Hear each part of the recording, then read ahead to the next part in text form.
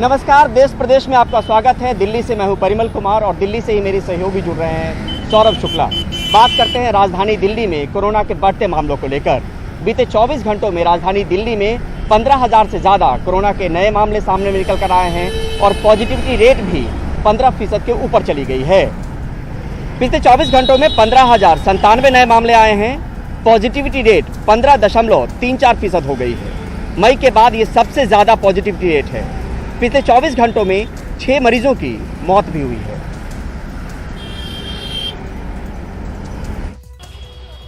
Corona के रोज के आंकड़ों का ट्रेंड बता रहा है कि लगाए गए अनुमान से कहीं ज्यादा मामले तीसरी लहर में रिपोर्ट होने वाले हैं। आंकड़ों पर ओमिक्रॉन वेरिएंट का असर दिखने लगा है। रोजाना के मामलों में बीते 16 दिनों में 18 गुना और 10 दिनों में 15 गुना की बढ़ोतरी हुई है। 27 दिसंबर को देश में कोरोना के 6,398 मामले, 28 दिसंबर को 9,195, 29 दिसंबर को 13,154, 30 दिसंबर को 16,764, 31 दिसंबर को 22,775, इस साल 1 जनवरी को 27,553, 2 जनवरी को 33,750, 3 जनवरी को 37,379, 4 जनवरी को 58,097 और 5 जनवरी को 90,928 मामले रिपोर्ट हुए हैं। वहीं 17 राज्यों के 41 जिलों में वीकली पॉजिटिविटी रेट 10% से ज्यादा है। 2 हफ्ते पहले तक महज 2 जिलों में हाल था। इसमें पश्चिम बंगाल, मिजोरम के 7 जिले, महाराष्ट्र के 6 जिले और दिल्ली के 4 जिले शामिल हैं। हॉस्पिटलाइजेशन कम है। आप भी सुन रहे हैं कि माइल्ड डिजीज है, आपके जानने वालों को भी माइल्ड डिजीज की बातें हो रही होंगी। लेकिन जब बहुत ही मात्रा में केसेस आएंगे तो ये थोड़े होते होते भी बहुत ज्यादा हो जाएंगे। वहीं वैश्विक स्तर पर देखें तो जिस हिसाब से मामले रिपोर्ट हो रहे हैं उस हिसाब से अस्पताल में दाखिले नहीं हो रहे हैं। पिछले 7 दिनों में औसतन अमेरिका में 4 लाख मामले आए, दाखिला हुआ करीब 90,000 का। यूके में मामले 1,73,000 आए तो अस्पताल में दाखिला करीब 12,000 का। फ्रांस में पिछले 7 दिनों में औसतन 1,58,000 मामले आए पर दाखिला 19,000 का हुआ। डेनमार्क में करीब 21,000 रिपोर्ट हुए मामलों में अस्पताल में करीब 800 को भर्ती करने की जरूरत पड़ी। बात सिर्फ ओमिक्रॉन की ही नहीं, घातक डेल्टा की भी मौजूदगी है। तो ओमिक्रॉन को लेकर आश्वस्त रहना ठीक नहीं। हमारा व्यवहार अगर ठीक रहा तो वायरस का बदलता आकार प्रकार व्यवहार ज्यादा असरदार नहीं होगा। नई दिल्ली से Parimal Kumar, NDTV India. Amritsar airport पर कोरोना विस्फोट हो गया है। इटली से चार्टर्ड फ्लाइट से 179 लोग आए, जिसमें से 125 लोग कोरोना पॉजिटिव पाए गए हैं। और इस खबर के बाहर आते ही अमृतसर एयरपोर्ट पर हड़कंप मच गया। जो पॉजिटिव आए हैं यात्री, उन्हें अमृतसर के गुरु नानक देव अस्पताल में दाखिल कराया गया है।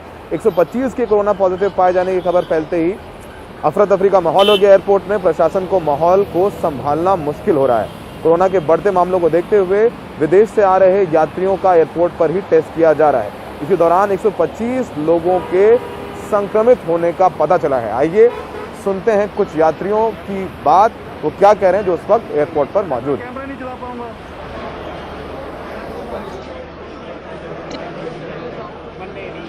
बाहर आ जाना, बच्चों ਨੂੰ ਅੰਦਰ ਡੱਕਿਆ ਵਾ। ਉਹ ਤਾਂ ਪੋਜ਼ਿਟਿਵ ਆ ਗਏ ਆ।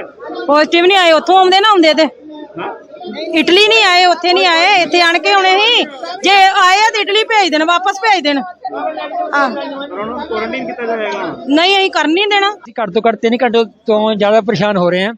ਸਾਡੇ ਬੱਚੇ ਜਿਹੜੇ ਇਟਲੀ ਤੋਂ ਫਲੈਟ ਸੀ ਬੱਚੇ ਦੀ, ਔਰ ਬੱਚੇ ਦੀ ਉੱਥੇ ਸਹੀ ਰਿਪੋਰਟ ਸੀਗੀ, ਇੱਥੇ ਆ ਕੇ ਇਹਨਾਂ ਨੇ ਰਿਪੋਰਟ ਗਲਤ ਕੱਢ ਦਿੱਤੀ ਹੈ। ਜਿਹੜੇ ਪਹਿਲੇ 40 ਬੱਚੇ ਗਏ ਹੈਗੇ ਉਹਨਾਂ ਦੀ ਰਿਪੋਰਟ ਇਹਨਾਂ ਨੇ ਸਹੀ ਕੱਢੀ ਹੈ, ਉਹਨਾਂ ਨੇ ਪੈਸੇ ਜ਼ਿਆਦਾ ਦਿੱਤੇ ਹੈ। ਜਿਹੜੇ ਬਾਅਦ ਚ ਆ ਗਏ ਉਹਨਾਂ ਨੇ ਪੈਸੇ ਘੱਟ ਦਿੱਤੇ, ਉਹਨਾਂ ਦੀ ਰਿਪੋਰਟ ਇਹਨਾਂ ਨੇ ਗਲਤ ਕੱਢ ਦਿੱਤੀ ਹੈ। ਕੋਰੋਨਾ ਜੇਬ ਚ ਪਾਇਆ ਸੀ। ਇਹਨਾਂ ਦੀ ਮਰਜ਼ੀ ਨਾਲ ਕਰੋਨਾ ਆ ਜਾਂਦਾ, ਇਹਨਾਂ ਦੀ ਮਰਜ਼ੀ ਨਾਲ ਕਰੋਨਾ ਚੱਲ ਜਾਂਦਾ ਵਾ। ਕਰੋਨਾ ਵੀ ਸਰਕਾਰੀ ਹੋਇਆ ਹੁਣ। ਆਇਆ ਉੱਥੇ ਸਭ ਉੱਥੇ ਨੈਗੇਟਿਵ ਰਿਪੋਰਟਾਂ ਵਾ। ਇੱਥੇ ਪੋਜ਼ਿਟਿਵ ਹੋ ਗਿਆ। ਨਹੀਂ ਸਰ ਨਹੀਂ, ਇੱਥੇ ਕਿੱਦਾਂ ਹੋ ਗਏ? ਇਹ ਸਭ ਪੈਸਿਆਂ ਦਾ ਭੇਡ ਚਾਲ ਬਣ ਰਹੀ ਇਹਨਾਂ ਦੀ। ਅਸੀਂ ਮੰਗ ਇਹੀ ਕਰਦੇ ਆ ਸਰ, ਸਾਡੇ ਬੱਚੇ ਸਾਨੂੰ ਦਿੱਤੇ ਜਾਣ। ਸਾਡੇ ਬੱਚੇ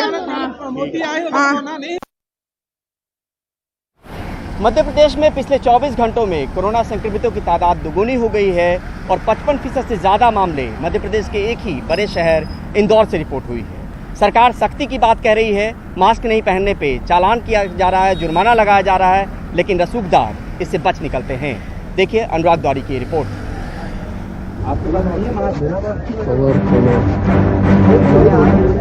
भोपाल कलेक्टर और एडिशनल कमिश्नर बुधवार रात न्यू मार्केट पहुंचे और लोगों से मास्क पहनने, शारीरिक दूरी का पालन करने को कहा।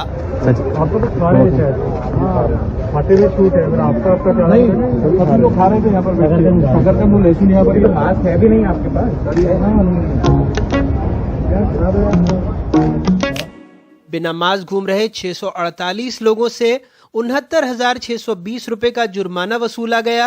ये दोनों का लेकिन बीजेपी के पूर्व विधायक सुरेंद्र नाथ सिंह और उनके साथी ये कहकर बच निकले कि वो कुछ खा रहे थे। भारत माता की। दूसरे दिन हमें सिनेमा हॉल में मिले, यहाँ भी समर्थक बगैर मास्क नारेबाजी कर रहे थे। भारत माता की वंदे मातरम, भारत माता की, भारत माता की। तो वहाँ बैठे थे, मैं तो क्या है शकरकंद खा रहा था, इसलिए मास्क लगाए हुए था। अब जैसे मैं बोलते में हटा लिया मास्क, ऐसे खाने में तो हटाना पड़ेगा ना। वो खाद्य सामग्री हाथ में लिए हुए हैं। अब पूर्व विधायक की बगैर उसके कर रहा है तो क्या कोई कार्रवाई? वहीं कांग्रेस का आरोप है कि संक्रमण काल में भी रसूखदार छूट जाते हैं। आम आदमी पे 200 रुपए उसके पॉकेट से निकाल रहे हैं और नेता घूम रहे हैं। ये कहीं न कहीं चिंतनीय है और दुखद भी है। इससे कोरोना फैलेगा और आम गरीब आदमी इसकी जान जाएगी। पिछले 24 घंटों में मध्य प्रदेश में 1033 मामले आए हैं। राज्य में कुल 2,475 सक्रिय मामले हैं, जबकि संक्रमण दर 1.47% हो गई है। महीने भर में संक्रमण 7 से 33 जिलों में फैल चुका है, लेकिन सैंपल औसतन 50 से 55 हजार ही लिए जा रहे हैं। हालांकि मुख्यमंत्री कह चुके हैं कि रोज 60,000 से ज्यादा कोरोना सैंपल लिए जाने चाहिए। कोरोना को हराना है, वैक्सीन जरूर लगवाना है, 2 गज की दूरी, मास्क है जरूरी, जैसे कई नारे सरकार ने दिए। अब सरकार कह रही है कि राज्य में लॉकडाउन लगाने का कोई प्रस्ताव नहीं है, लेकिन जो लोग मास्क नहीं पहन रहे हैं उन्हें खुली जेल में रखने का प्रस्ताव है। लोग मानव बम बनकर न घूमें। लेकिन पार्टी अपने उन मानव बमों का क्या करेगी जो कोई नियम कायदे कानून नहीं मान रहे हैं। भोपाल से कैमरा पर्सन रिजवान खान के साथ अनुराग द्वारी, NDTV इंडिया। पंजाब में प्रधानमंत्री मोदी की सुरक्षा में चूक हुई, इसको लेकर के राजनीतिक तलवारें खिंच गई हैं। बीजेपी और कांग्रेस आरोप प्रत्यारोप एक दूसरे पर लगा रहे हैं, लेकिन जो सुरक्षा विशेषज्ञ हैं वो इस पूरे मामले को एक बहुत गंभीर स्थिति समझ रहे हैं। देखिए हमारे सहयोगी राजीव रंजन की रिपोर्ट। गुरुवार को प्रधानमंत्री ने राष्ट्रपति से मुलाकात की। सूत्रों के मुताबिक राष्ट्रपति ने बुधवार को प्रधानमंत्री की सुरक्षा की दरार को लेकर चिंता जताई है। ये सवाल बार बार उठ रहा है कि बठिंडा से फिरोजपुर जाते हुए प्रधानमंत्री का काफिला किन हालात में इस फ्लाईओवर पर 15 से 20 मिनट रुका रहा। इसकी जांच के लिए 2 सदस्यों की कमेटी बनाई गई है, लेकिन जानकार मानते हैं कि वहां प्रधानमंत्री की काफिला का रुकना एक संवेदनशील मसला है, इसलिए भी कि वहां से पाकिस्तानी सीमा बहुत पास है। मैं समझता हूं एक बहुत बड़ा ब्रीच ऑफ सिक्योरिटी हुआ है, जबकि बिल्कुल बॉर्डर के पास, वहां से लगभग ओनली 20 किलोमीटर बॉर्डर है। प्राइम मिनिस्टर को एक्सपोज करना जहां पाकिस्तान कोई भी नुकसान पहुंचा सकता था प्रधानमंत्री जी को, और ये एक बहुत बड़ी गफलत है। मैं समझता हूं ये नहीं होना चाहिए था। जानकार मानते हैं कि इस मामले में एसपीजी और राज्य पुलिस दोनों की जवाबदेही बनती है, खुफिया विभाग की भी। प्रधानमंत्री के दौरे से पहले जो जरूरी कवायद होती है वह आधी अधूरी रही। खराब मौसम की चेतावनी नजरअंदाज की गई। दौरे से पहले जो सुरक्षा ड्रिल होती है उसकी भी अनदेखी हुई। दौरे से पहले रास्ता साफ करने का काम नहीं हुआ। अचानक 125 किलोमीटर से ज्यादा के सड़क मार्ग से सफर का फैसला किसने और कब किया? केंद्रीय एजेंसियों और राज्य पुलिस के बीच जरूरी तालमेल की कमी दिखी। प्रधानमंत्री की सुरक्षा में अंतिम फैसला हालांकि एसपीजी का होता है। कॉन्टिजेंसी प्लानिंग भी एक चीज होती है। एसपीजी का एक अधिकारी वहीं पे रहता है जिसको पहले से मालूम था कि अगर वेदर खराब होगा तो ये रास्ता चुना जाएगा, और इसलिए उस रास्ते पे बेहतर व्यवस्था की जानी चाहिए था। और अगर मान लीजिए नहीं भी हुई तो वो जो उनकी स्पेशल टास्क फोर्स साथ में चलती है, जैसा राय साहब ने कहा था, उसको तत्काल उन प्रदर्शनकारियों को वहां से निकाल देना चाहिए था। लेकिन इस मामले में किसी अंतिम नतीजे पर पहुंचने से पहले जांच रिपोर्ट के नतीजे का इंतजार करना चाहिए। जितनी चिंता की बात प्रधानमंत्री की सुरक्षा में दरार है, उतनी ही चिंताजनक इस मामले में हो रही राजनीति है। इससे बचा जाना चाहिए और कोशिश ये होनी चाहिए कि ऐसी घटना दोबारा ना हो। नई दिल्ली से राजीव रंजन, एनडीटीवी इंडिया।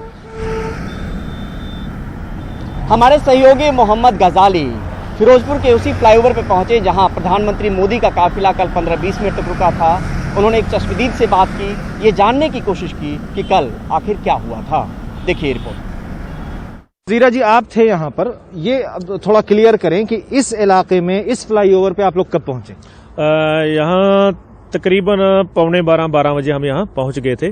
और जब हम जा रहे थे, जो प्रधान जी ने बताया, हमने तो फिरोजपुर जाना था डीसी दफ्तर को। वहां तो आप देखिए थोड़ी दूर आगे 500 मीटर जाके पुलिस ने हमें रोका कि आप आगे नहीं जा सकते। तो हमने कारण पूछा तो वो बोले कि आगे प्रधानमंत्री जी की रैली है तो आप वहां घुस के कोई गड़बड़ करेंगे। हमको रोक लिया तो हमें वहीं बैठ गए। हमने पूरा जाम लगा दिया क्योंकि आगे जाने नहीं दे रहे थे। तो जाम लगने के कारण जितनी भी बीजेपी वालों की पीछे गाड़ियां आ रही थी, बसें आ रही, वो सभी रुक गई और यहाँ पूरा ट्रैफिक जाम हो गया। 12 बजे, 11:15 से 12 के बीच में ये बंद हो गया था। अच्छा, आप लोगों को पता था कि प्रधानमंत्री यहाँ आने वाले हैं? और अगर नहीं पता था तो आप लोग क्यों पहुंचे यहाँ पर? 11:30 ही बजे क्यों पहुंचे? पहले क्यों नहीं आए?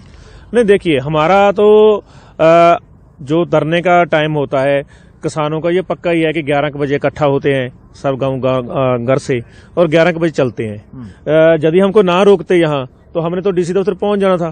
तो आप एक वीडियो मैंने देखी जिसमें एसएसपी आपको कहते हैं कि शायद प्रधानमंत्री का काफिला यहाँ से गुजरने वाला है, तो आप उसको समझते हैं कि वो झूठ बोल रहे हैं? नहीं, देखिए, जब 12:30 का टाइम था, 12:30 बजे एसएसपी ने बोला कि यहाँ से प्रधानमंत्री का काफिला गुजरने वाला है, तो लोगों ने और हमने ये बोला कि ये सिर्फ ये लाइन रोड क्लियर कराने के लिए हमको झूठ बोल रहा है। प्रधानमंत्री ने तो कहा था क्योंकि 6 हेलीपैड बनाए, हमको ये मालूम था कि यहाँ जहाँ रैली कर रहे हैं वहाँ 6 हेलीपैड बनाए हैं प्रधानमंत्री के उतरने के लिए, हेलीकॉप्टर के लिए। तो प्रधानमंत्री तो रोड से आएगा नहीं, वो तो हेलीकॉप्टर से जाएगा।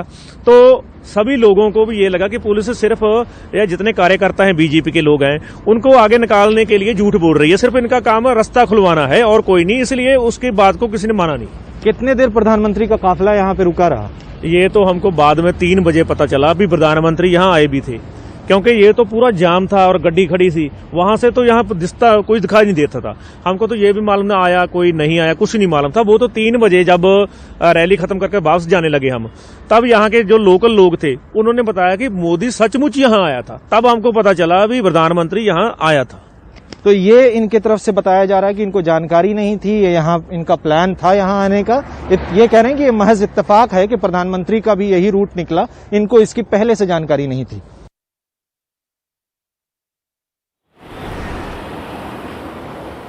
देश प्रदेश में वक्त हो चला एक ब्रेक का, और ब्रेक के बाद आपको दिखाएंगे कि महाराष्ट्र के नासिक में प्रवासी पक्षियों का आना शुरू हो गया है। बने रहिए एनडीटीवी इंडिया।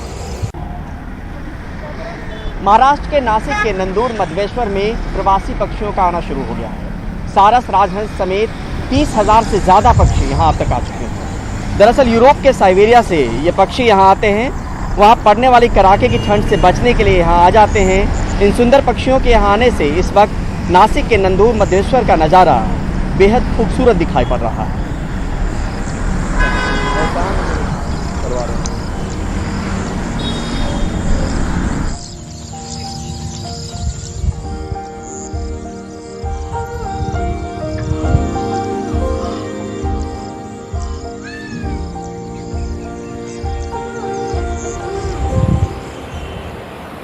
तो देश प्रदेश में आज इतना ही। दिल्ली से मेरे सहयोगी परिमल और मुझे दीजिए इजाजत।